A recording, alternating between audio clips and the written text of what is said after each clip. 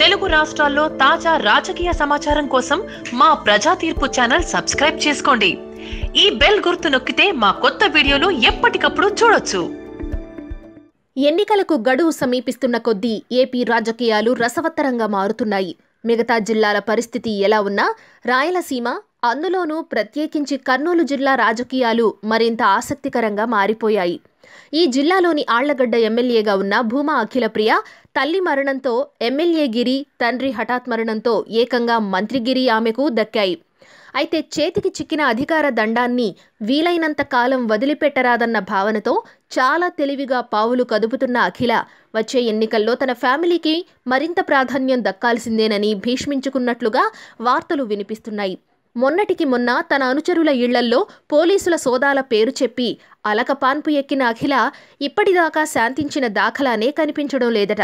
దీంతో అఖిల టీడీపీ అధిష్టానం మధ్యలో చాలా పెద్ద తదంగమే నడుస్తున్నట్లుగా తెలుస్తోంది. ప్రస్తుతం ఆళ్లగడ్డ ఎమ్మెల్యేగా అఖిల ఉండగా ఆమె సోదరుడు భూమా బ్రహ్మానందరెడ్డి నంద్యాల ఎమ్మెల్యేగా ఉన్నారు.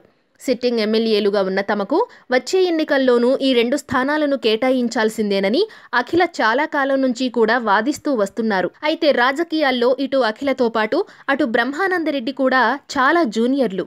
కుటుంబ పెద్దల అకాల మరణంతో వీరు తప్పనిసరి పరిస్థితుల్లో రాజకీయాల్లోకి రావాల్సి వచ్చింది. తల్లిదండ్రులు బతికున్నంత కాలం తమ ఫ్యామిలీని అంటిపెట్టుకుని ఉన్న అనుచర గణానికి బాసటగా నిలవాల్సిన అవసరం కూడా అఖిలపైనే ఉందని వాదనను తప్పుపట్టాల్సిన అవసరం లేదనే చెప్పాలి. అయితే ఈ మేర దక్కిన ప్రాధాన్యం అఖిల డిమాండ్ల జాబితాను కూడా పెంచుకుంటూ పోతోందని చెప్పాలి.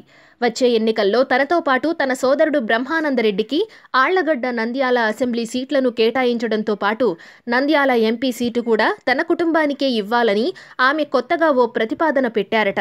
మరి నంద్యాల ఎంపీ సీటుకు పోటీ చేసే వ్యక్తి భూమా ఫ్యామిలీలో ఎవరున్నారన్న విషయానికి వస్తే ఇంకెవరు, ఇటీవల అఖిలను పెళ్లి చేసుకున్న ఓ కుర్ర పారిశ్రామికవేత్తేనట. ఆళ్లగడ్డ సీటు తనకు, నంద్యాల అసెంబ్లీ సీటు తన సోదరుడికి ఇవ్వడంతో పాటు తన భర్తకు నంద్యాల ఎంపీ టికెట్ కూడా ఇవ్వాల్సిందేనని అఖిల పార్టీ అధిష్టానం ముందు ప్రతిపాదన పెట్టారట. అయితే ఇందుకు ససేమిరా అన్న చంద్రబాబు వచ్చే ఎన్నికల్లో అఖిలకు మాత్రం ఆళ్లగడ్డ సీటును ఇస్తూ ఆమె జాబితాలోని మిగిలిన 2 స్థానాలను ఇతరులకు కేటాయించనున్నట్లు చెప్పేశారట. దీంతో పార్టీ అధిష్టానంపై అఖిల కాస్తంత గుర్రుగానే ఉన్నట్లుగా సమాచారం. అయితే పార్టీని వీడే ప్రసక్తే లేదని చెప్పిన అఖిల మరి డిమాండ్ల మేరకు 3 సీట్లు దక్కకపోతే ఏ మేరకు సర్దుకుపోతారో చూడాలి.